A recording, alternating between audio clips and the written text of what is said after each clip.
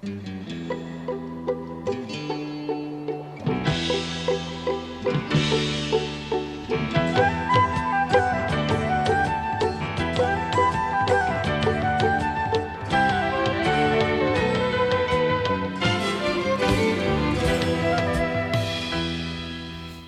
you for joining us.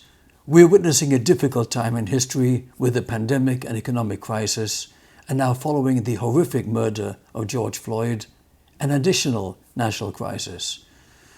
One of the most important issues of concern throughout history is that of racial discrimination and civil rights. The foremost leader in this cause was Dr. Martin Luther King Jr., a man of God and a visionary who was subjected to illegitimate government persecution and was arrested in the past for doing precisely what he is now celebrated and honored for. Not only is he remembered as a powerful voice for civil rights, but for Jewish people as well. Dr. King was a uniquely important ally in the fight against anti-Semitism and also for secure Israel, causes that are as important today as ever. In fact, Jewish people marched arm in arm with him in Selma, Alabama, back in 1965. It is leadership like that of Dr. Martin Luther King that is more essential today than ever. And our guest is Angela Stanton-King, who will share her thoughts on all of this following my documentary tribute to him, following these messages. Life Extension magazine brings you new discoveries in health and anti-aging. Our science-based research and supplements are so advanced they're many years ahead of the medical mainstream, with quality control standards that exceed FDA mandates. Life Extension has covered groundbreaking medical research for more than 35 years. For your health and future, you deserve the best. Learn more at lifeextension.com. We know that we're asking Americans to do a lot right now. So we're asking everyone to be selfless for others so that we can protect those who are most susceptible to this virus. A question I often get asked is, why should young people care about the spread of coronavirus? Well, we know that people with underlying medical conditions over the age of 60 are at highest risk, but they've got to get it from somebody. Social distancing is really physical separation of people. It's what we refer to when we ask people to stay at least 6 feet apart. Not going to bars, not going to restaurants, not going to theaters where there are a lot of people. It all just means physical separation so that you have a space between you and others who might actually be infected or infect you. We all have a role to play in preventing person-to-person spread of this disease, which can be deadly for vulnerable groups.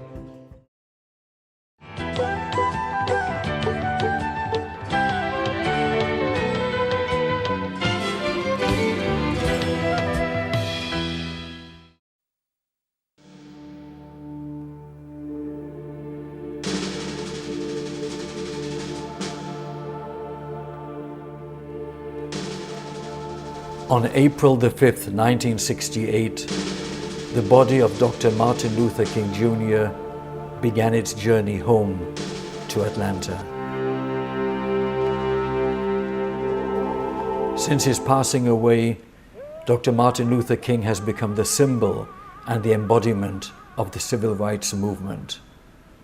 In 12 years, his leadership began the process of ending the system of segregation that was a shameful part of American history for over a century. His commitment and courage continues to inspire people across the entire world. Dr. Martin Luther King Jr. was born in Atlanta at 501 Auburn Avenue on January 15, 1929. He was born in the Old South, in the heart of a thriving black community. He grew up in a divided world in which people knew their place and stayed there. In many of the stores downtown, I could not go to a lunch counter to buy a hamburger, a cup of coffee. There was a very strict system of segregation, and there was nothing called racial integration at that time in Atlanta.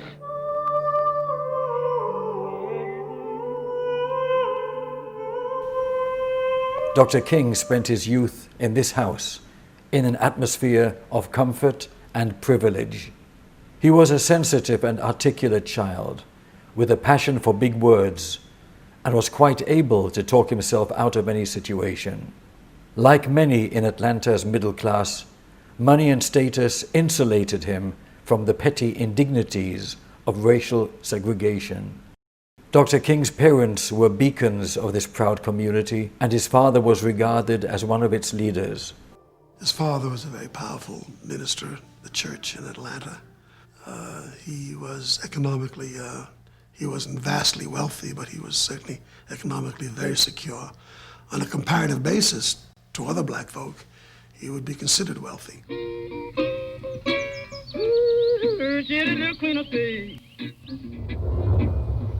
The childhood of his father, raised in the South, could not have been more different. His father was poor and illiterate.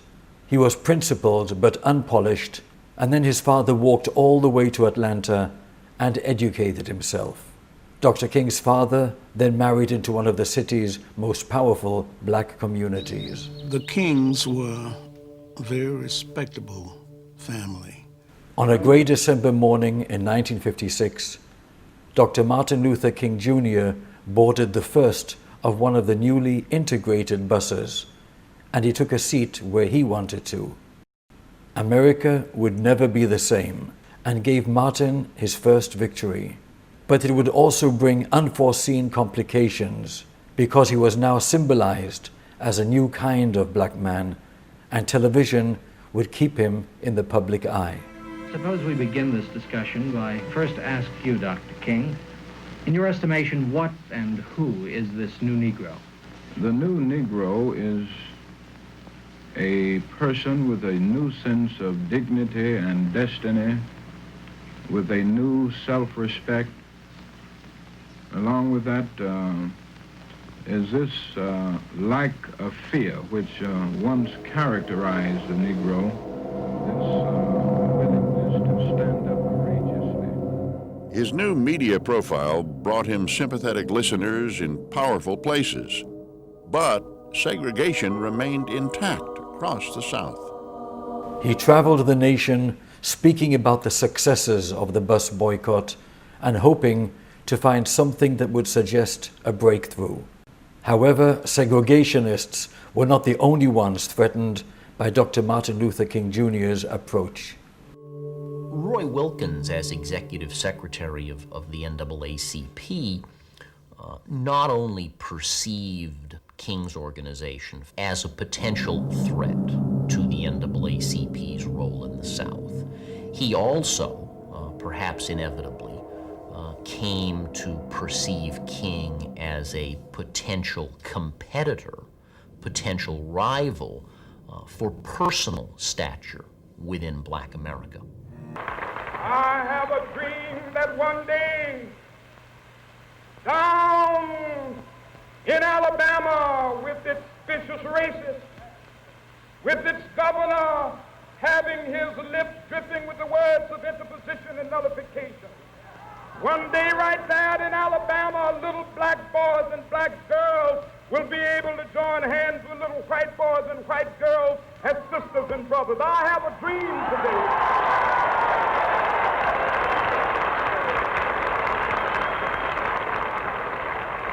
When we let it ring from every village and every hamlet, from every state and every city, we will be able to speed up that day when all of God's children, black men and white men, Jews and Gentiles, Protestants and Catholics, will be able to join hands and sing in the words of the old Negro spiritual, free at last, thank God Almighty, we are free at last.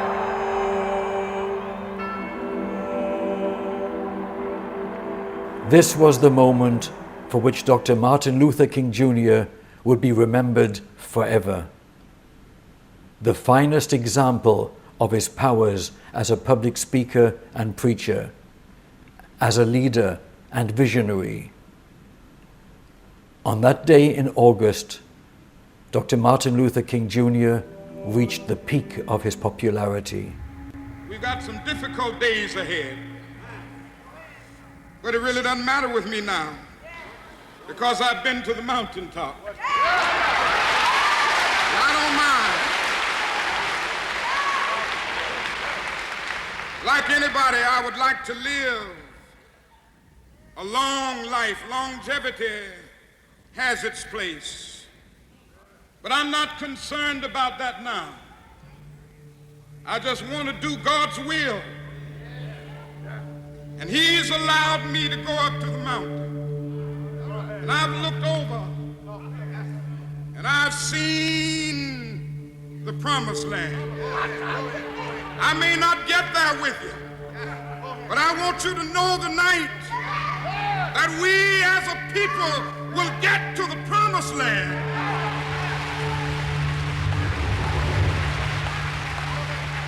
So I'm happy tonight. I'm not worried about anything. I'm not fearing any man. Mine eyes have seen the glory of the coming of the Lord.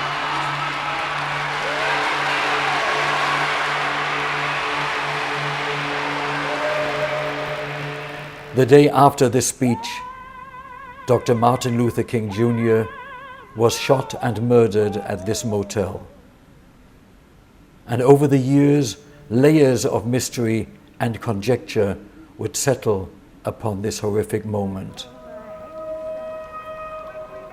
Reviled by many at the time of his death, Dr. Martin Luther King Jr. has become a national hero, the great martyr of the civil rights movement. His every insight has acquired the weight of truth with the passing of time. His every fear has come to pass as well.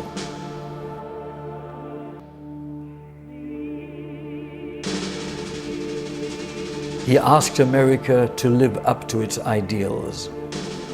He died for a dream to which this nation still aspires.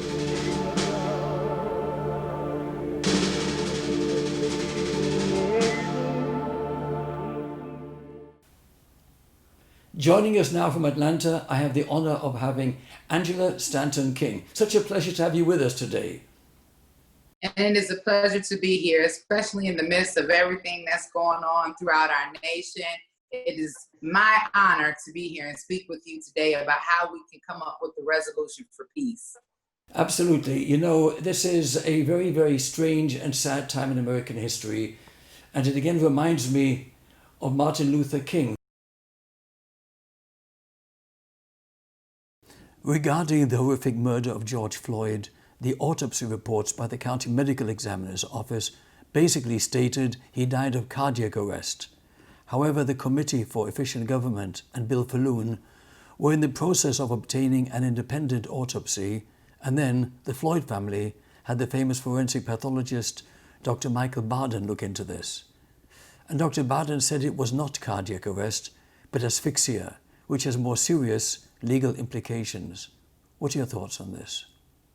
I'm really not sure. I know the family had an independent autopsy done, and we got the results from that today, which said that it was asphyxiation.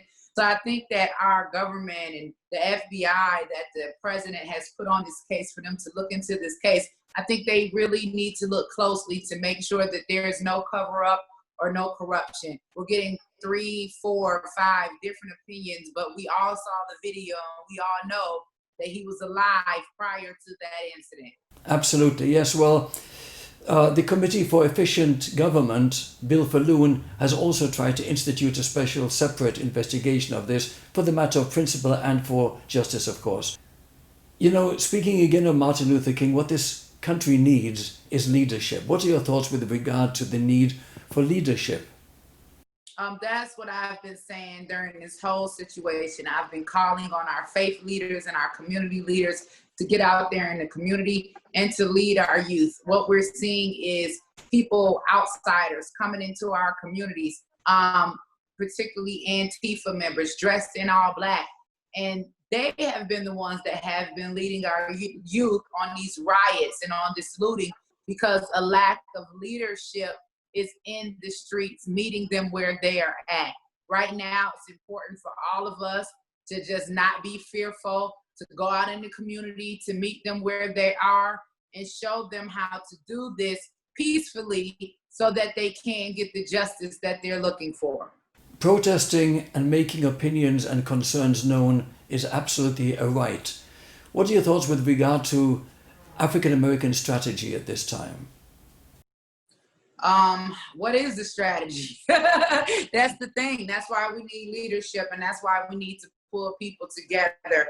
I think that justice definitely has to be served in this case, and I think that the Black community, it needs to be restored, and it also needs to be rebuilt, so to speak. I mean, we've got to break this all the way down back to our youth that are just out in the streets and not having guidance, making sure that they have the proper education, making sure that they have opportunity in order to become the best that they can be, instead of this narrative that's always being pushed on us through the media about this. You know, it seems as if no one really has any value for Black life. I mean, even when it comes to Democratic leadership, you'll hear the Democrats get on the stage and say, Black women or women of color will die without access to abortion. So it starts in the womb with wiping out Black life, all the way up to issues as far as mass incarceration. Then we just experienced COVID-19, where they were saying that people of color were disproportionately impacted by COVID-19.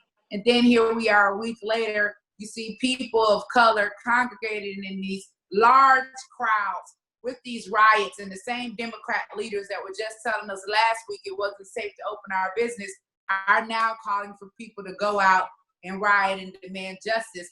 And I think that it's time for us to all open our eyes and realize that a lot of us are being played for a fool.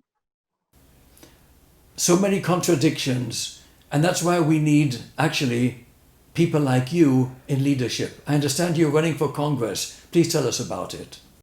Yes, I'm running for Congress in Georgia's 5th District for the House of Representatives. I'm running against long-term incumbent John Lewis. And you know, all respect to John for all that he's done, but I think it's just time now to pass the torch. It's definitely time for new leadership. You know, the definition of insanity is to do the same thing over and over again, expecting different results. And John Lewis is on his 17th term. The same thing that we're fighting now, John Lewis was fighting 30, 40 years ago, crossing the bridge. Where is the change? So I'm running for office to actually be the change that I want to see. And change for the better is what we need. Angela, it's a pleasure and honor to have had you on the show. I'd like to have you on again sometime soon. Thank you so very much. Thank you so much. And anyone interested in my campaign, you guys can find out more information at StantonKingForCongress.com. Thank you so much. Thank you, ma'am.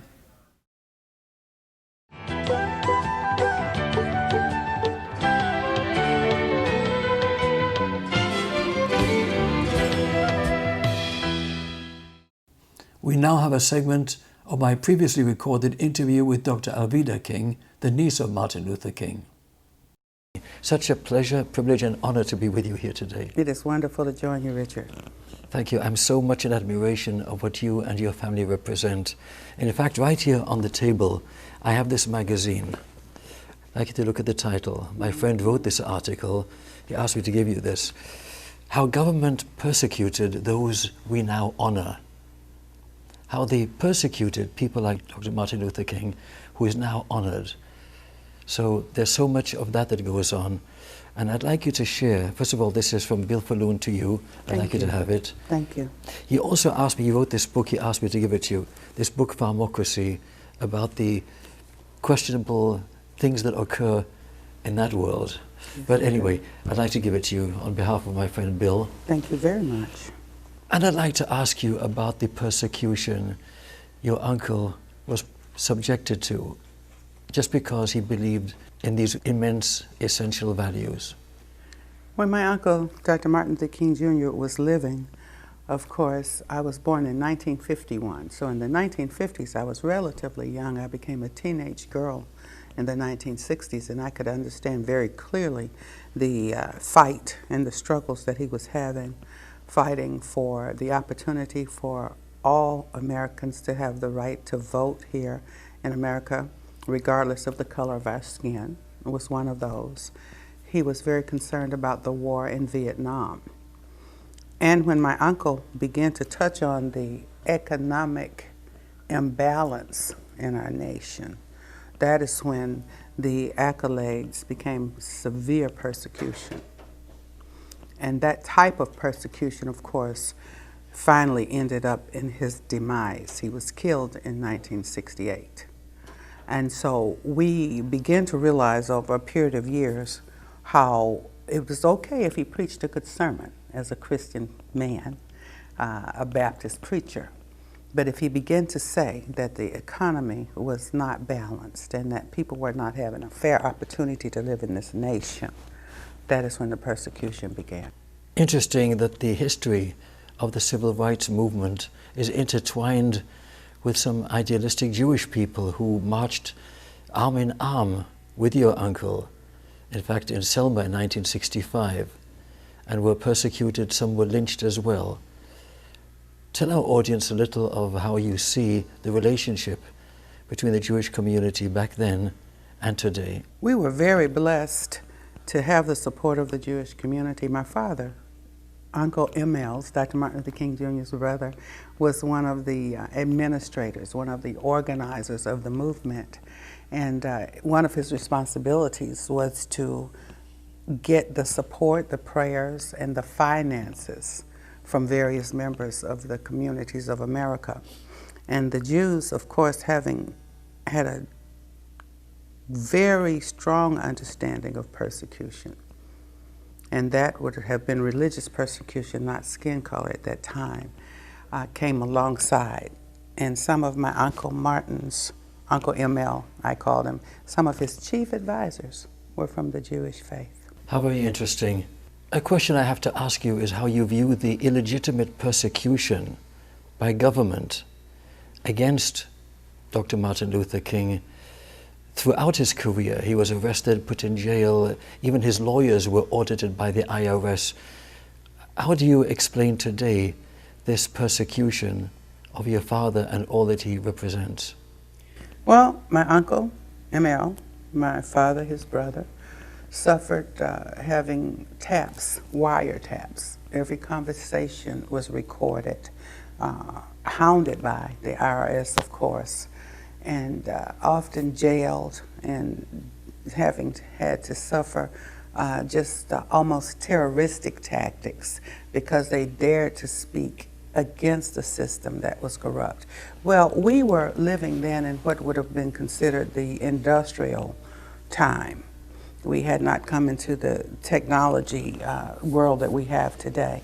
And so after post-slavery, then blacks were supposed to still be the workers, those who stayed in a lower class. And my uncle had the nerve to say what he had been taught by his father and his mother, that you are a man and you're entitled to the same rights that any American is entitled to. And it wasn't good enough because in many instances, a man like Martin Luther King Jr., who was educated and could have lived a pretty nice life if he had not chosen to obey God and to lead the civil rights movement, he could have made enough money and made his family very comfortable and looked the other way. But he had a strong principle that said, as long as any of my people are suffering, we are all suffering. And I will not live in comfort and ease when my people are suffering.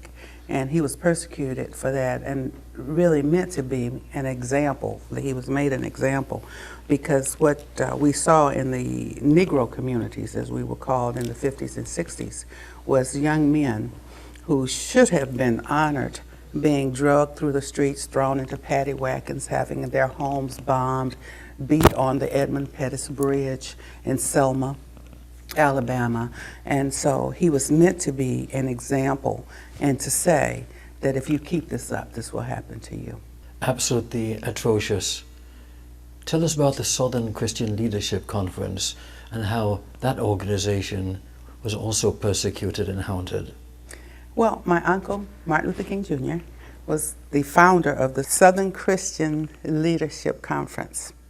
And that happened after right around the time in Montgomery, Alabama, when a woman, a very valiant woman, Rosa Parks, and she was a seamstress. She sewed garments for people for a living, and she was also involved in an organization, the National Association for the Advancement of Colored People, which Martin Luther King Sr., Martin Luther King Jr.'s dad, A.D. King's, my dad's dad, was one of the co-founders of that organization in the South.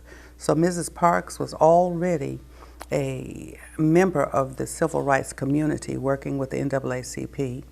In Montgomery, Alabama, there was a bus boycott, and the public transportation was such that if you were a Negro then, or what we would call an African American person today, if you got on the bus and a Caucasian person wanted your seat, you would have to get up and sit in the back of the bus or stand up. So this particular day, Mrs. Parks had boarded the bus. Someone says, "How are you letting colored sit here in this seat?" And the driver says, "You must get up." And she says, "No, I'm not getting up. My feet are tired." So people thought she meant her feet were sore and tired from having worked and walked, but her feet were tired from the persecution of her people.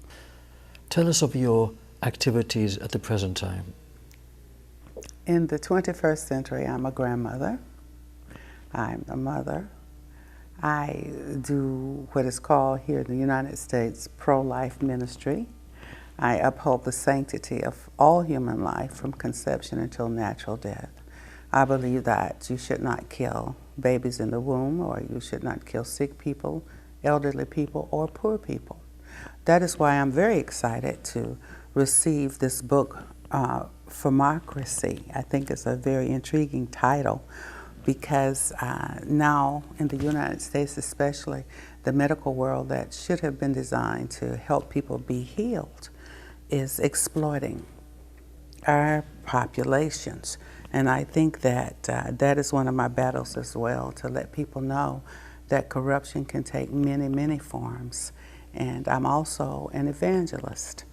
I'm a preacher of the gospel of Jesus Christ. I must say, what you're doing throughout your life as part of the legacy of Dr. Martin Luther King is outstanding. Thank you. And I'm very impressed. Our audience, I'm sure, is as well. God bless you. Thank you so much for being with us here. Good Lord, it's 2 a.m. Yeah. and you made the effort of waiting up all of this time. Thank you so very much. God bless you. Life Extension magazine brings you new discoveries in health and anti-aging. Our science-based research and supplements are so advanced they're many years ahead of the medical mainstream, with quality control standards that exceed FDA mandates. This concludes our special show for today from On Location in South Florida. I'm Richard Peritz. Thank you for being with us.